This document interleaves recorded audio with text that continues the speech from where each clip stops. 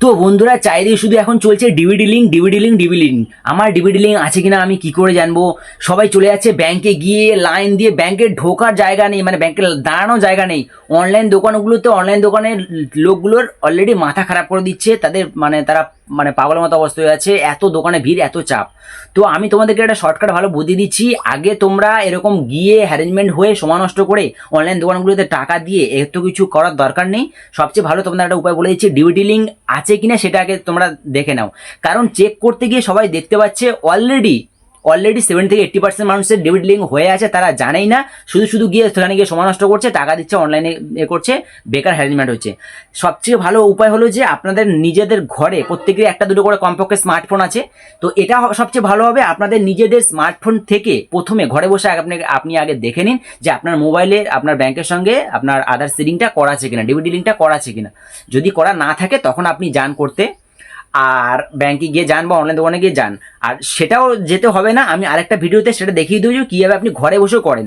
তো তার আগে আপনি চেকটা কীভাবে করবেন ঘরে বসে, সেই চেক জিনিসটাকে আপনাদেরকে দেখিয়ে দিচ্ছি যে আপনার ব্যাংকের সঙ্গে আপনার আধার সিডিংটা করা আছে কিনা। আর আপনার দুটো বা তিনটে ব্যাংক থাকলে তার মধ্যে কোনটা করা আছে সেটাও আপনি নিজে ঘরে বসে মোবাইলে দেখতে পাবেন। তো চলুন আগে সেটা দেখে নিই। বন্ধুরা, ব্যাংকের ডিভিডি লিঙ্কটা কীভাবে তোমরা চেক করবে আমি দেখিয়ে দিচ্ছি। তোমরা যে কোনো একটা ক্রোমে যাবে, ক্রোমে গিয়ে জাস্ট এটা লিখবে যে check Aadhaar linking status with bank, ঠিক আছে?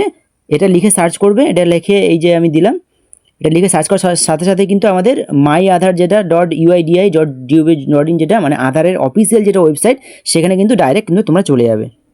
সেখানে গিয়ে ডাইরেক্ট চলে যাওয়ার পরে জুম করে সাইডে গিয়ে এই যে অপশানটা দেখা আছে, দেখো এই যে ব্যাংক সিডিং যে স্ট্যাটাস যেটা আর কি, দেখো ব্যাংক সিডিং যে স্ট্যাটাসটা, এইখানে তোমরা এই ক্লিক করবে।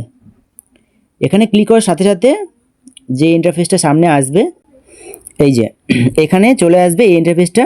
এখানে তোমার আধার নাম্বার দিয়ে আর এই ক্যাপচাটা দিয়ে প্রথমে লগ ইন করতে হবে। তো আমি আমার আধার নাম্বারটা দিয়ে আমি এখানে এন্ট্রি করে আপনাদেরকে দেখিয়ে দিচ্ছি যে আমার কোন ব্যাংকের সঙ্গে আধার সিডিং করা আছে, ডিবিটি লিঙ্ক আমার কোনটার সাথে করা আছে।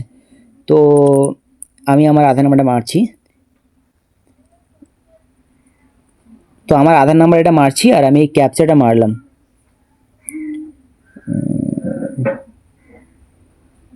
E12339 আর তারপরে আছে সি, এটা মারার সাথে সাথে ওটিপি চাইবে, লগ ইন উইথ ওটিপি। দেখি এবার আমার মোবাইল দেখুন ওটিপিটা ঢুকবে ডাইরেক্ট।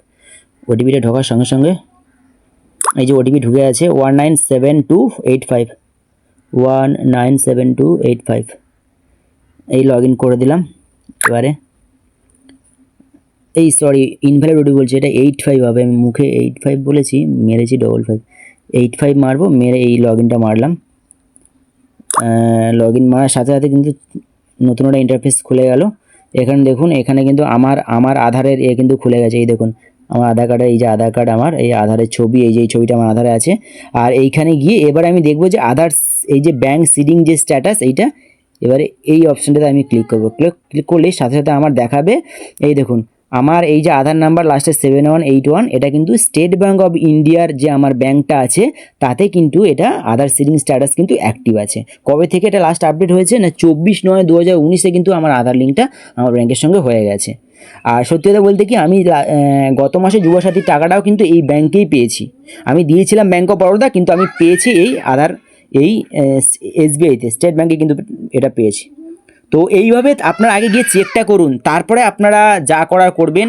আপনাদের যদি করা না থাকে তাহলে আপনারা করবেন। ধন্যবাদ।